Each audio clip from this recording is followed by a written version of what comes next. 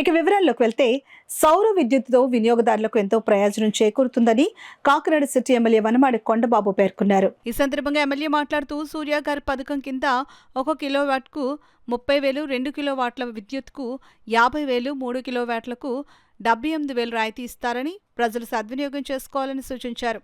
ఈ సమావేశంలో విద్యుత్ శాఖ అధికారులు తదితరులు పాల్గొన్నారు. ఒక అవేర్నెస్ మీటింగ్ ఏర్పాటు చేయడం జరిగింది. ఇది రెండో మీటింగ్.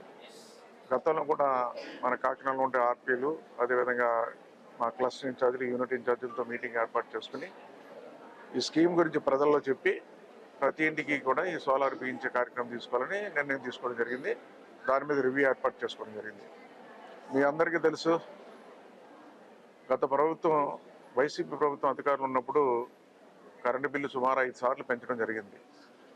కరెంటు బిల్లు భారం పెరిగిపోయిందని చెప్పి ప్రజల్లో పెద్ద ఎత్తున ఆందోళన.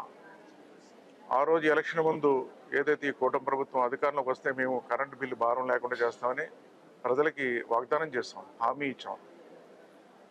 ఏదైతే ఈ రోజున ఈ రాష్ట్రంలో సూపర్ 6 హామీలు ఏదైతే నెరవేర్చిందో అందులో ఇది భాగంగా భావించవచ్చు. ఇది కూడా సూపర్ 6 హామీలు నెరవేర్చాం.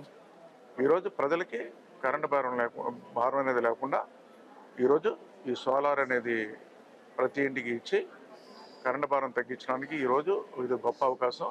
అందరూ కూడా ఈ కాకినాడ ప్రజలు ప్రతి కుటుంబం కూడా సద్వినియోగం చేసుకోవాలి. దీన్ని మీ దగ్గరికి ఆర్పీలు, అదేవిధంగా దీనికి సంబంధించిన అధికారులందరూ కూడా మీ దగ్గర రావడం జరుగుతుంది.